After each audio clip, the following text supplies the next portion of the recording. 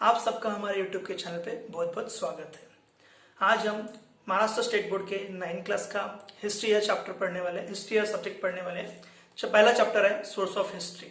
इसके पहले 2 पार्ट आ चुके हैं। सोर्स ऑफ हिस्ट्री के बारे में हमने देखा था, थोड़ा सा रिकॉल कर लेते हैं। हमने पहले और दूसरे पार्ट में देखा था written sources, oral sources and material sources. ये 3 स्टेप होते हैं किसी भी सोर्स ऑफ हिस्ट्री को जानने के लिए। तो हमने रिटन सोर्सेस पूरा देख लिया है। अब इस आज के फाइनल पार्ट में हम मटेरियल सोर्सेस और ओरल सोर्सेस देखने वाले। यह 2 सोर्सेस देखने के बाद में यह चैप्टर खत्म हो जाएगा। तो आइए स्टार्ट करते हैं। तो मटेरियल सोर्सेस के बारे में हम जानते हैं। तो देखो क्या होता है मटेरियल सोर्सेस। मटेरियल सोर्सेस मतलब ये होता है जिसको फिजिकल टच करते हैं, उसे हम मटेरियल सोर्सेस कहते हैं। तो क्या क्या प्रकार होते हैं मटेरियल सोर्सेस के, वो देखते हैं। क्वाइंस मतलब सिक्के, 1 रुपए का, 5 रुपए का, 10 रुपए का, यह फिजिकल टच वाले क्या है, एक मटेरियल सोर्सेस है। सेकंड है प्लेस ऑफ वर्शिप, जहां पे हम पूजा पाठ करते हैं उस जगह को प्लेस ऑफ वर्शिप कहते हैं। ये भी है मटेरियल सोर्सेस का एक प्रकार है। थिंग्स इन डेली यूज, रोज की जिंदगी में हम जो मटेरियल सोर्सेस यूज करते हैं। रॉयल सील्स मतलब जो राज मुद्राएं होती है, जो सील मारते हैं, उसे हम रॉयल सील भी कहते हैं। ये भी एक मटेरियल सोर्सेस का प्रकार है। ऑर्नामेंट्स मतलब होते हैं अलंकार, मीन्स गहना होता है। ये भी है मटेरियल सोर्सेस का क्या है, प्रकार है। म्यूजियम्स, म्यूजियम मतलब वस्तु संग्रहालय, जहां पे चीजें रखी जाती है।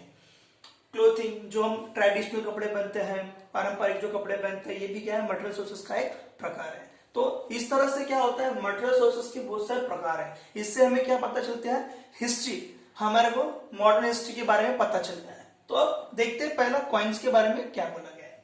तो coins, we can understand history with the help of coins and currency note। coins के माध्यम से हम किसी भी इतिहास को पढ़ सकते हैं। कैसा पढ़ सकते हैं, उसके बारे में क्या क्या हमें इंफॉर्मेशन मिलती है वो हम देखेंगे। जैसे मान के चलिए 1 रुपए का सिक्का है, ठीक है। यह 1 रुपए का सिक्का है, इसमें ईयर लिखा होता है, कौन से साल में इसे प्रिंट किया गया है, इसके बारे में हमें पता चलता है। अब इससे हमें क्या मालूम चलता है, इसके बारे में हिस्ट्री में इस तरह से पता चलती है कि उस जमाने का मेटल कैसा यूज किया गया है, उसका शेप कैसा है, डाइवर्सिटी ऑफ सब्जेक्ट मतलब किस सब्जेक्ट में उसे प्रिंट किया गया है। और कंटेम्पररी इशू, कंटेम्पररी इशू मतलब क्या होता है, कंटेम्पररी का मतलब जानते हैं हम। कंटेम्पररी मतलब होता है समकालीन। जैसे एग्जाम्पल के लिए मैं बोलूं इस शब्दों को बयां करने के लिए, जैसे भगवान महावीर और उन्हीं के काल के भगवान तथागत गौतम बुद्ध, ये जो एक ही समय में थे, उसे हम समकालीन कहते हैं। तो यह समकालीन इश्यूज के बारे में भी हमें करेंसी के बारे में पता चलता है। तो करेंसी के माध्यम से पता चलता है कि क्या होता है, उस समय में क्या हुआ था। तो जैसे पॉपुलेशन कंट्रोल, इसके ऊपर कोई थीम लगा के क्या करते हैं, सिक्कों की क्या करते हैं, छपाई करते हैं। एग्रीकल्चर के बारे में, फार्मर्स के बारे में।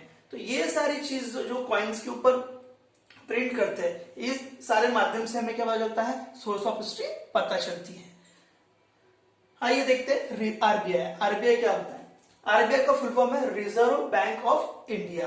देखिए ये होता है फादर ऑफ बैंक्स। यहाँ पे हम, आप लोग, मैं कभी जाके अकाउंट नहीं खोल सकते, खाता नहीं खोल सकते, क्योंकि ये क्या है, फादर ऑफ बैंक है, ठीक है। तो ये बैंकों की बैंक है, बड़ी बैंक है। यहाँ पे क्या होता है, करेंसी छापे जाते हैं। इसका हेडक्वार्टर कहाँ पर है, इसका हेडक्वार्टर है मुंबई में। और यहाँ पे क्या काम होता है, करेंसी प्रिंट करने का काम होता है। देखिए एक जनरल अवेयरनेस के टॉपिक के हिसाब से इसको देखा जाए तो ध्यान से सुनना। क्या होता है, कभी आपको कॉम्पिटिटिव एग्जाम प्रिपरेशन करोगे आने वाले सालों में, आप जैसे बड़े होंगे, तो उसके लिए जनरल अवेयरनेस, मैंने लास्ट के वीडियो में बताया था कि जनरल अवेयरनेस एक टॉपिक होता है, उससे बहुत ध्यान पूर्वक हमें क्या करना है, लिखना होता है या समझना होता है। तो उसके माध्यम से मैं तुम्हें एक जनरल अवेयरनेस का एक कुछ ऐसी इंफॉर्मेशन दूंगा, कुछ ऐसे क्वेश्चंस के आंसर्स दूंगा, तुमको ध्यान से सुनना है। तो क्वेश्चन ये बनता है दोस्तों कि आरबीआई का हेडक्वार्टर कहां पर है। आरबीआई का हेडक्वार्टर हमारा मुंबई में, ठीक है। इसका फुल फॉर्म भी पूछ लेता है, तो रिजर्व बैंक ऑफ इंडिया, ठीक है। अब देखो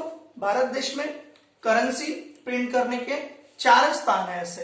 तो 4 ऐसे क्या है, डेस्टिनेशन है, वो मैं आपको बताऊंगा। 4 डेस्टिनेशन ये होते हैं जहां पे करेंसी क्या कहती है, छापी जाती है।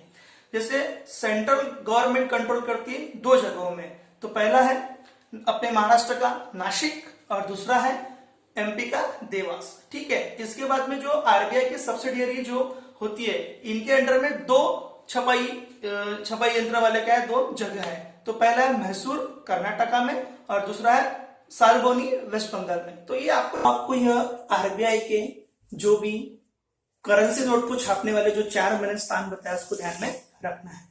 ठीक है, आइए देखते हैं म्यूजियम। म्यूजियम का क्या रोल होता है मटेरियल सोर्सेस में, हम देखेंगे। Museum depict the characteristics, display the culture and social heritage of the state in which they are located. Museum मतलब क्या होता है, जहां पे वस्तु को क्या करते हैं, इकट्ठा करके रखते हैं, उसको वस्तु संग्रहालय कहा जाता है। तो हर स्टेट में, जो भी स्टेट में म्यूजियम है, वह क्या करते हैं, म्यूजियम क्या दर्शाता है, वह वहां के वैशिष्ट को दर्शाता है, वहां के उस स्टेट के कल्चर को और सोशल हेरिटेज को बयां करता है। तो देखिए एग्जाम्पल में आप बताता हूं क्या होता है museum. Example, Chhatrapati Shivaji Maharaj museum Mumbai.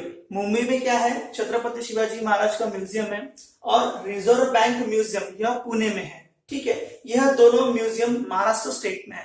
तो इससे क्या पता चलता है हमें, इन दोनों म्यूजियम के माध्यम से हमें महाराष्ट्र स्टेट के कल्चर के बारे में, सोशल हेरिटेज के बारे में हमें क्या मिलती है, इंफॉर्मेशन मिलती है। Apart from the government museum, some private collectors also set up their own museum based on distinctive subject। मतलब कहने का मतलब क्या है, गवर्नमेंट के म्यूजियम के पार्ट अपार्ट, मतलब उनको छोड़ के कुछ प्राइवेट ऐसे कलेक्टर्स भी क्या करते हैं, एक खुद का क्या करते हैं, अपना म्यूजियम बनाते हैं। उनके भी अलग अलग सब्जेक्ट होते हैं। किस सब्जेक्ट पे वो म्यूजियम बनाते हैं, जैसे डिफरेंट शेप के ऊपर म्यूजियम बनाते हैं, cricket equipments, coins, notes, lamps, nutcrackers. तो इन सारे सब्जेक्ट के ऊपर क्या करते हैं, म्यूजियम बनाते हैं। तो म्यूजियम से हमें क्या पता चलता है कि उस स्टेट के बारे में हमें क्या मिलती है, पर्टिकुलर स्पेसिफिक क्या मिलती है, इंफॉर्मेशन मिलती है। तो यह होता है मटेरियल सोर्सेस का पूरा सारांश। तो आइए अब देखते हैं, इसके बाद में सोर्स ऑफ हिस्ट्री में आता है फोर्थ वाला, ओरल सोर्सेस। ओरल सोर्सेस के बारे में हम जानेंगे। तो देखिए ओरल सोर्सेस में किस प्रकार के सोर्सेस होते हैं वो हम देखेंगे। तो जैसे फोक टेल्स, मतलब जो कथाएं होती है, लोक कथाएं होती है। फोक सॉन्ग मतलब लोक नृत्य होते हैं। Proverbs, ballad, powadas and ovis. कहने का मतलब क्या है, जब आप बचपन में आपको की दादियां कहानी सुनाती होंगी, तो दादी की कहानी से जो हमें इंफॉर्मेशन मिलती थी उसे हम ओरल सोर्सेस कहते हैं। तो इसका एग्जाम्पल हम आगे देखेंगे। तो देखो ओरल सोर्सेस का एक एग्जाम्पल देता हूं। ठीक है, The Povadas of Lok Shahid, Annabhau Sathe and Shahir Amar Sheikh inspired activities during the संयुक्त महाराष्ट्र मूवमेंट। कहने का मतलब क्या है, ओरल सोर्सेस का एक ऐसा इंस्पिरेशन गिरा संयुक्त महाराष्ट्र मूवमेंट में, जब लोक शायर थे अन्नाभाऊ साठे एंड शाहिर अमर शेख, इनके पोवाड़ों से जब उन्होंने क्या किया, ओरल सोर्सेस से जब उन्होंने क्या किया, सम्मान किया, मतलब संयुक्त महाराष्ट्र मूवमेंट में उन्होंने क्या किया, पोवाड़े गागा के लोगों को इंस्पायर किया। तो ये एक ओरल सोर्सेस का क्या होता है, एक माध्यम होता है।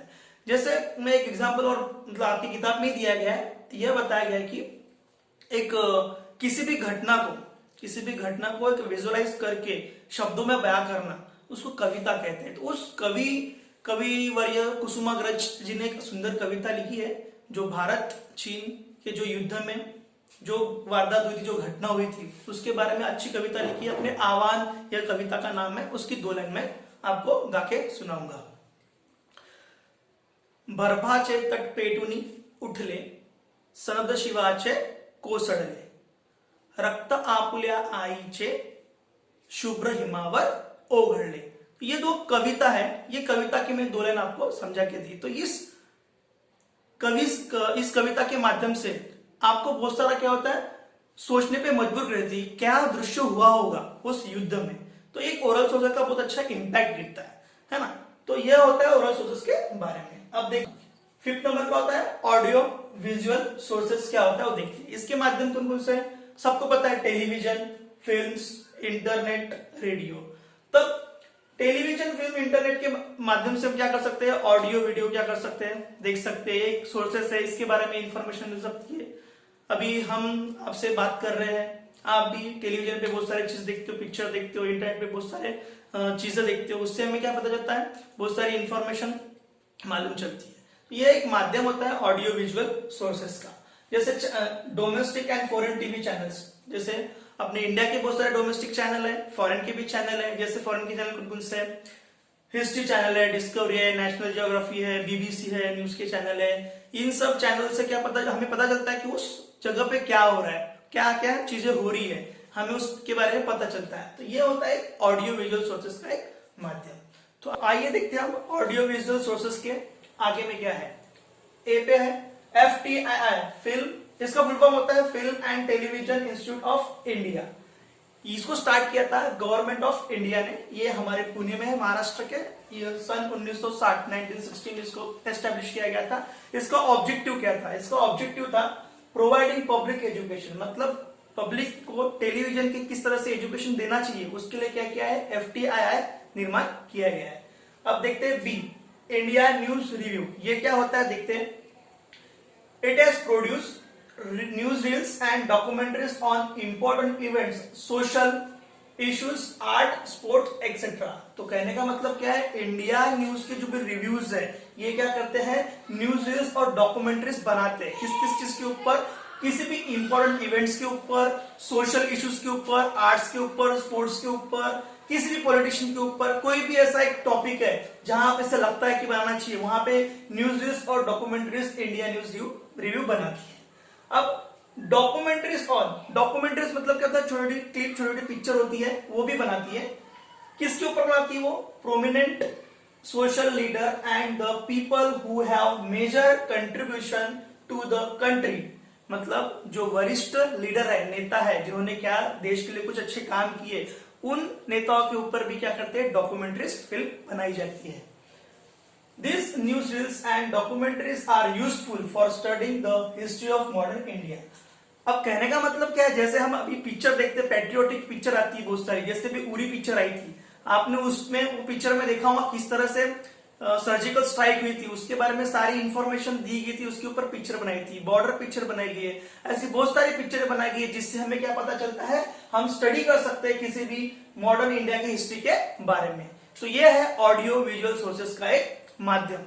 तो आइए अब देखते हैं 6 नंबर पे क्या है, new sources, prevention of sources of history, मतलब नए नए प्रिवेंशन क्या करना चाहिए, क्या क्या नए नए सोर्सेस आए हैं आज की 21वीं सेंचुरी में, वो हम देखेंगे। पहला पॉइंट देखते हैं, the times in the 21st century are changing so rapidly, news source are day to day. कहने का मतलब क्या है कि ये आज के जमाने में आज सब, आप एग्जांपल देता हूं मैं, आप सबके पास में क्या है, एक एंड्रॉइड फोन है, सबके पास होता है, आपके पास बहुत सारे एप्स होते हैं, वो कुछ दिनों के बाद में उसमें क्या आता है, अपडेशन आता है, अपडेट होते रहता है। तो जिस तरह से वो ऐप में अपडेशन होती है, उसी तरह से क्या होता है, बहुत सारे सोर्सेस में आजकल क्या हो रहा है, 21वीं शताब्दी में क्या हो रहा है, डे टू डे क्या हो रहा है, चेंजेस होते जा रहे हैं। उससे क्या मिलते हैं, नए नए फीचर्स मालूम चलते हैं, उस चीज को कैसे रन करना है मालूम चलता है, और वो काम बहुत इजीली हो जाता है ना। उसी तरह से क्या हो रहा है, बहुत सारे सोर्सेस आज चेंज होते जा रहे हैं। Transformation from landline telephone to cell phones was so speedy that a gadget called pager died out quickly in a very short time। कहने का मतलब क्या है, जब जमाने में नए नए फोन्स आए थे, लैंडलाइन टेलीफोन्स आए थे, वो भी काय में ट्रांसफॉर्मेशन हो गया उनका, सेल फोन्स में, छोटे छोटे चीजों में फोन में क्या हो गया, उसका ट्रांसफॉर्मेशन होता है। तो उसी तरह से क्या होता है, उस जमाने में जब एक पेजर नाम का गैजेट था, जिस तरह से उस जमाने में वो यूज हो रहा था, आज के जमाने में वो क्या हुआ, टोटली डाई हो गया मतलब क्या, इस्तेमाल में वो अभी खत्म हो चुका है। तो इसी तरह से क्या होता है, ट्रांसफॉर्मेशन भी क्या हो रहा है, नए नए गैजेट, नए नए एप्लीकेशंस पे, नए नए चीजों में क्या हो रहा है, इसका चेंजेस होते जा रहा है। Huge amount of information is available on the internet nowadays. आप किसी भी तरह के प्रोजेक्ट की इंफॉर्मेशन ले लो, किसी भी इंफॉर्मेशन की कुछ सोर्सेस निकालना है आपको, तो आप क्या करते हो, इंटरनेट का बहुत सारा क्या करते हो, यूज करते हो। जैसे आपके स्कूल में कोई प्रोजेक्ट दिया है, तो आप क्या करोगे, गूगल पे सर्च करोगे और क्या करोगे, उसकी हिस्ट्री क्या करोगे, कलेक्ट करके उस पर अच्छा प्रोजेक्ट बनाओगे। अब आगे देखते हैं, हाउएवर, लेकिन the truth and authenticity of this information needs to be verified. तो कहने का मतलब क्या है, जो भी आप इंफॉर्मेशन गैदर करते हो, कलेक्ट करते हो किसी भी चीज के लिए, उस चीज को क्या करना चाहिए, हमें सही तरीके से ऑथेंटिसिटी करना चाहिए, मतलब उसको वेरीफाई करके ही हमें क्या करना चाहिए, लिखना चाहिए। अगर हम गलत इंफॉर्मेशन क्या करेंगे, लिखेंगे, तो अगले वाले व्यक्ति को क्या होगा, गलत इंफॉर्मेशन प्रोवाइड होंगी। इसलिए क्या किया जाता है, जो भी इंफॉर्मेशन आप इंटरनेट से क्या करते हो, कलेक्ट करते हो, उसको वेरीफाई करने की बहुत जरूरत है। आगे देखते हैं दोस्तों, the source of modern history are of contemporary period, so they are easily available. तो कंटेम्पररी मतलब मैंने बताया था आपको, समकालीन युग में जो भी मॉडर्न हिस्ट्री के सोर्सेस है, आज हमें अगर चाहिए तो हम क्या करते हैं, इंटरनेट का सहारा लेते हैं। It is our duty to preserve the source of history as they touch all aspects of our life। तो कहने का मतलब क्या है, जितने भी सोर्सेस हमारे पास में आज अवेलेबल है उसे क्या करना चाहिए, हमें संरक्षण करके रखना चाहिए। ठीक है, जो भी मोन्यूमेंट्स है, जो भी हिस्ट्री की जानकारी आज के जमाने में है उसे हमें क्या करना चाहिए, संभाल के रखना चाहिए। जैसे एग्जांपल देता हूँ, गुजरात में स्टैच्यू ऑफ यूनिटी बना है, उस धरोहर को हमें क्या करना चाहिए, सही तरह से प्रिजर्व करना चाहिए। ताजमहल हो गया हो, बहुत सारी ऐसी चीज है उसे क्या करना चाहिए, हमें संभाल के रखना चाहिए। हमारे सिटीजन की क्या है, जिम्मेदारी है। तो ये जो सोर्सेस है इसको बहुत संभाल के जतन करके हमें रखना चाहिए। दोस्तों आज यहाँ हमारा 9th क्लास का पहला हिस्ट्री का चैप्टर सोर्स ऑफ हिस्ट्री खत्म हो चुका है। ये फाइनल पार्ट था। इसके 2 पार्ट हमारे यूट्यूब चैनल पे आ चुके हैं। पहले आप वो 2 पार्ट को देखो, फिर ये 3rd पार्ट देखो, फाइनल पार्ट, तो आपको पूरा ये सोर्स ऑफ हिस्ट्री समझ में आएगा। अगर दोस्तों आपको यह वीडियो बहुत अच्छा लगा हो तो आप उसको लाइक कीजिए, शेयर कीजिए और सब्सक्राइब करके उसको घंटी को क्या किए, दबा दीजिए। उससे क्या पता चलेगा आपको उस आने वाले हमारे जितने भी वीडियो है उसकी नोटिफिकेशन मिलती जाएगी। तो यहाँ पे मैं अपना लेक्चर खत्म करता हूँ। जय हिंद, जय भारत।